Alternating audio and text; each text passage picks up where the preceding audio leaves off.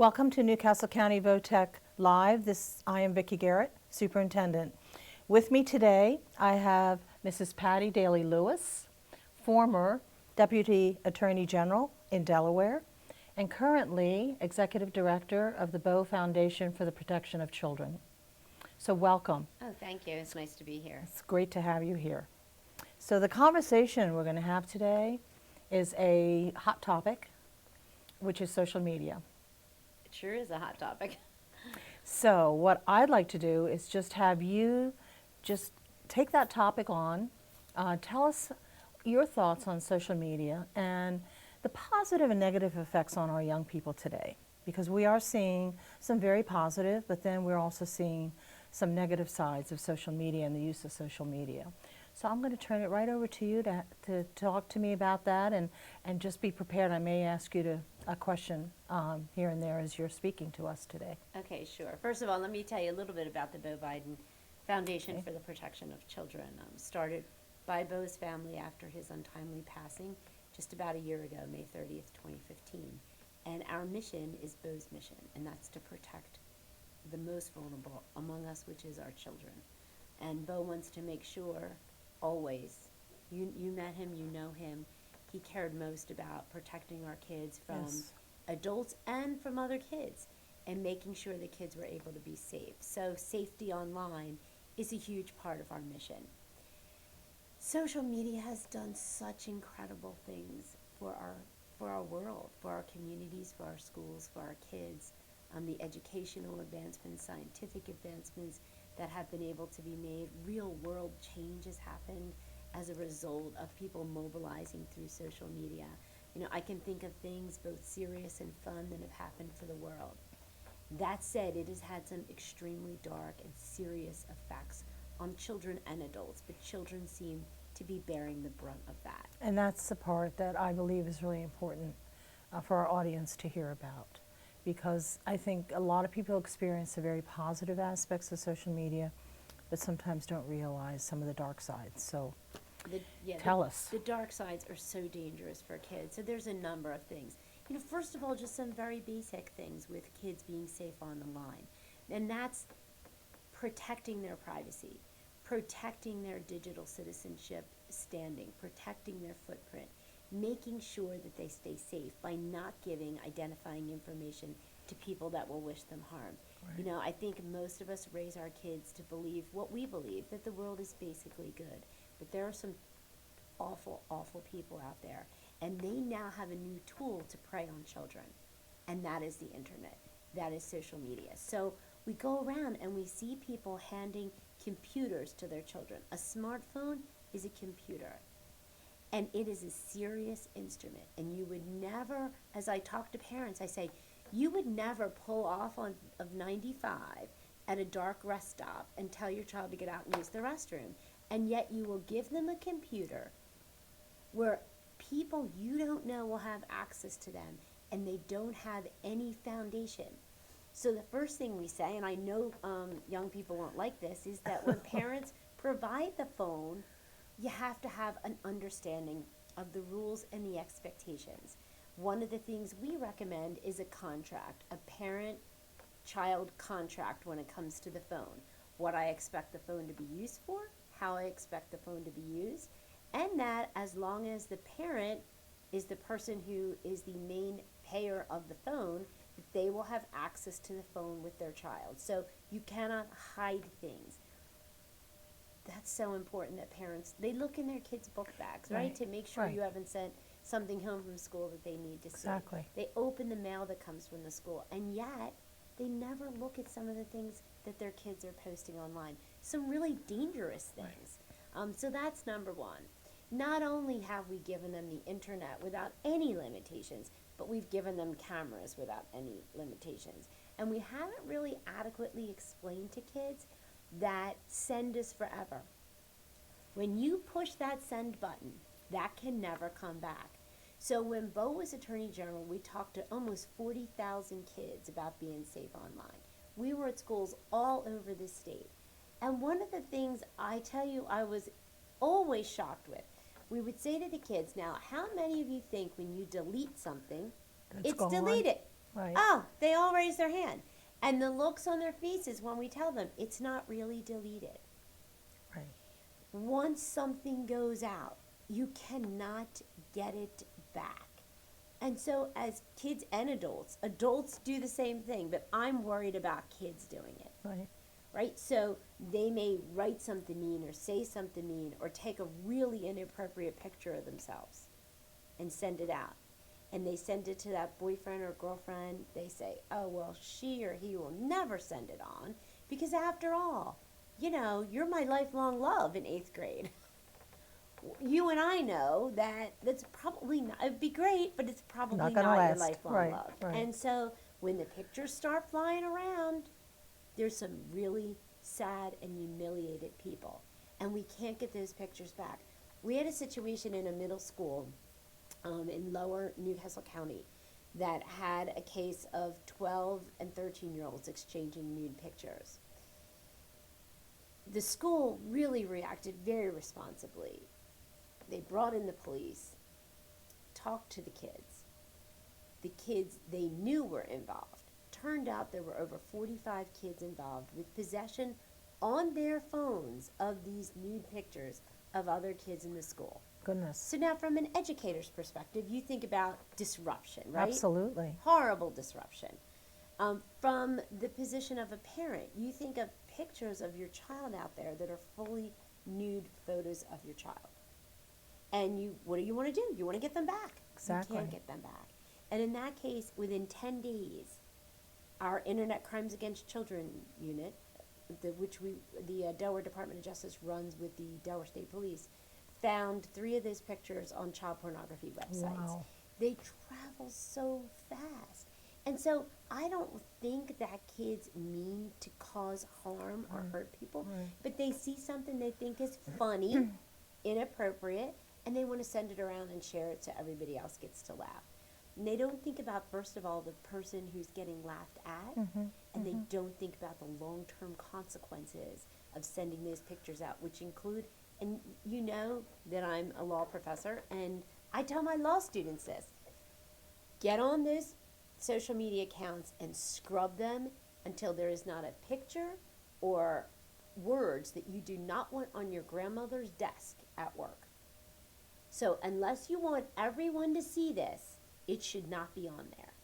Scrub those things clean. Well, it can affect your potential for a job in the Oh, future. your job. We always, I mean, when I worked at the Department of Justice, we always talk to our lawyers about things that they put online. When you identify yourself as a student at a certain school, or working at a certain company, or working for a certain organization, you need to understand you are now reflecting that school, that organization.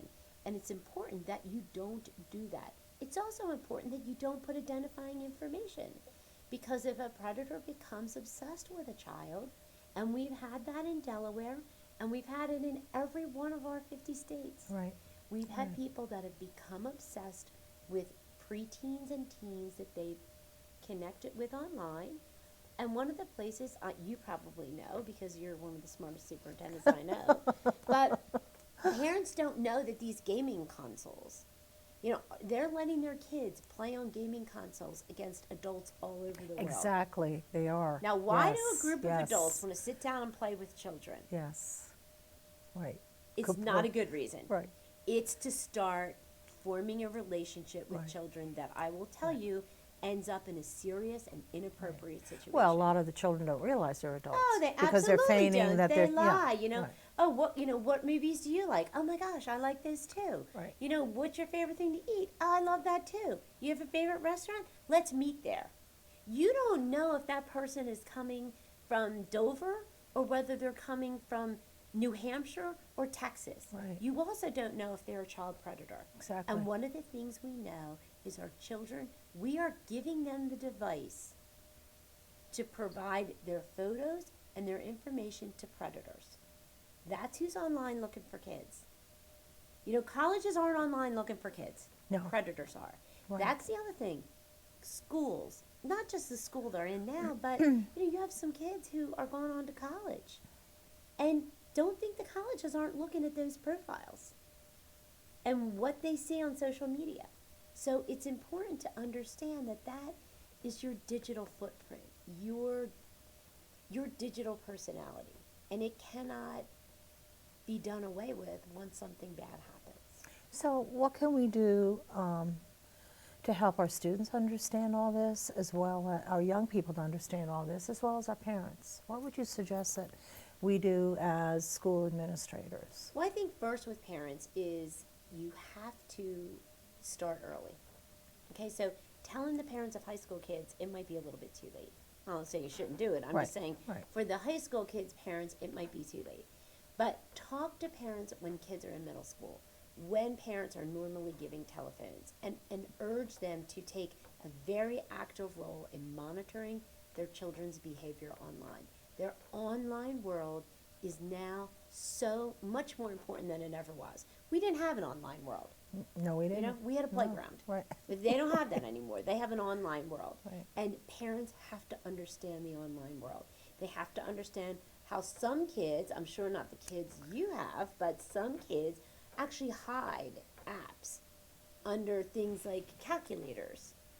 So parents think, oh, it's a calculator, and you put in a code, and boom, the calculator drops down, and this app that you would never want your child to have is on the phone.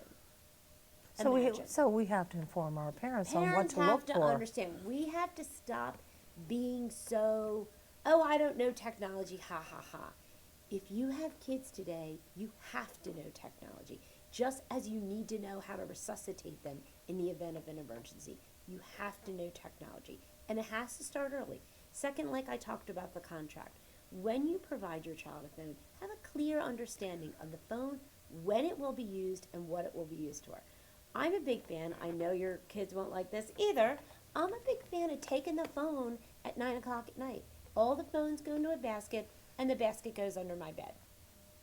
There's no reason for you to have the telephone all night long, because we know what kids are doing. Right. Walk around Right. any high school in America, any middle school. Kids are very droopy-eyed in the morning, and mostly they've been on computers and cell phones all night long. And it's just not healthy, and it's not good for them, because they don't understand sometimes what they're putting there will last forever. So that's that contract. So everybody understands. I remember giving my daughter her first phone and giving her the contract. How did she react? Well, I told her, if when we give you a phone, you'll have to have a contract. Now, of course, I'm a lawyer. My husband's a lawyer. I think she pretty much anticipated a contract. But she, we went through the contract. I explained to her and I anticipated infractions of the policy. Kids are going to break the rules. Adults break the rules. Right. I wouldn't have a job if they Right. would break the rules. So I said, this is what's going to happen when you break the rules. You can have X amount of text messages. If there are more than X amount on any given day, you will forfeit the telephone for a period of time. And she was like, I understand. Well, I guess third month, we have 7,500 text messages. And I was like, 7,500 text messages? What are you doing all day? So you lost the phone for a week. And I think it's important for parents to understand, just like any other type of discipline, the kids have to know what's going to happen. The discipline has to be swift, and it has to be sure, and it has to be enforced. So you can't say, look, I know it's hard for me when she doesn't have a phone, right? But that's the rules. And you're going to do that with a car, too. You're going to do that with anything you give them that can be dangerous to them. Absolutely. And I'm smiling a little bit because we have students right here I videotaping know. us. Something, what are they thinking? They're right looking now? at me like, this woman's out of her mind. But that's what parents do. You wouldn't feed them unless you knew it was in the drink or the dish. Sure. And you shouldn't Right. give them, you wouldn't put them behind the wheel of a car. You should not give them things that can be very dangerous. The other thing we need to talk about with kids is the use of the camera. Boy, the camera has come in handy a lot of times, lot. right? It's great. But it has caused some serious problems with people. And just basic decency. You treat people decently. Right. And you behave decently. I don't blame our kids for, the constant nude pictures that go around. I don't blame them. I blame us. This is our responsibility. When you see Kim Kardashian's bottom breaking the internet, then what do we tell them? They're all laughing. Your kids aren't. I don't blame them, but that's a fact. So we need to be clear with them. That is inappropriate. Right. That cannot happen. Right. Because this will never go away. And this is not really someone who's famous. This is someone who's infamous. And there's a huge difference. So who do you want to be? And that's what they don't understand with these cameras and the texting. Who do you want to be? Who do you want the world to see you as? Because what you write and the pictures you take, that's as much as who you are as how you treat people in person. Absolutely agree with you. So Yes. giving them this tool, we have to make sure they know how to use the tool properly. Well, these are just excellent points that you've given, and actually tips along with the points that you've made, because this is really a serious situation for young people. But I think part of what in talking with some parents, it was just recently, that parents are a little uncomfortable with their teenagers sometimes to do exactly what you're suggesting, because they feel that, well, am I violating my child's rights by doing that? Or they may be uncomfortable with the reaction they might get from their son or daughter when they do that. Well, some of this, again, it starts when they are little. It starts when them understanding the role of a parent and a child. And it does get harder as they get older. You know, I see these new parents and I tell them, don't wish their lives away, because the really hard stuff is coming. And it's really important for kids to know that they have a trusted adult. And in my mind, it should be their parent. And they will trust you to make the right decisions for them if you've guided them in making the right decisions. And that starts young. So they need to know, I am your parent, these are the rules. I will love you no matter what you do. Nothing will ever change that. But there are rules, and they can't be broken. I expect they will be, and when they are, this is how we will deal with them. Let them know what to expect out of this.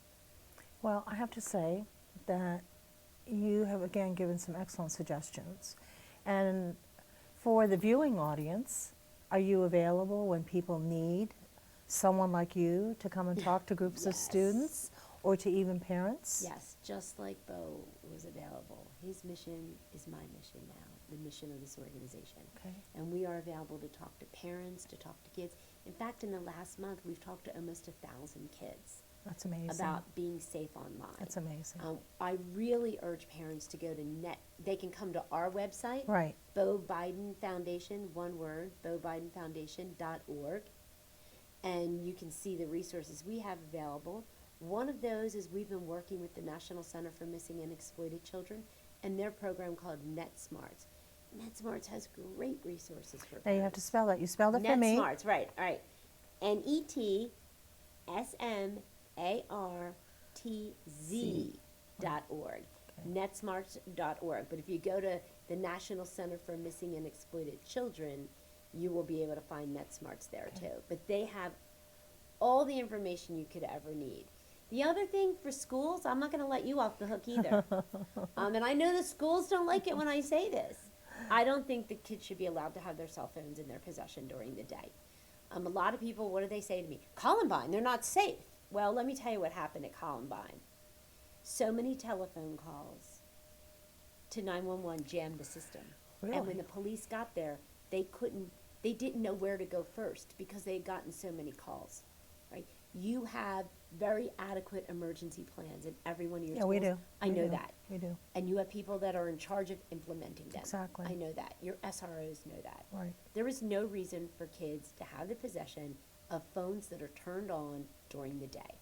They are sitting in class. Look, I know what they're doing. I'm a law professor. I know what they're doing. They're texting, they're Facebooking, they're apping out the yin yang with all the stuff they're going to do. I'm sure there's one called yin yang. They're not learning. And we are creating a bunch of kids that are very ADHD because they can't focus on things. They're busy doing text. And look, go to any restaurant tonight. I ask you all to go to a restaurant and look around and see how many people are actually looking at each Talking other, and having conversing. a conversation. Right. Versus the That phone in the somebody hand. isn't conversing and looking at their phone. None of us are that important. Guess what, world? We used to not have telephones in our possession all the time. and we were fine. We actually sent someone to the moon without a cell phone. Imagine. Well, thank you so much, Patty. Oh, This you're has been a tremendous conversation with you and really invaluable tips that you have provided. So thank you so My much pleasure. Anytime. for doing Great this. district and great kids here. Thank you. Thank you all.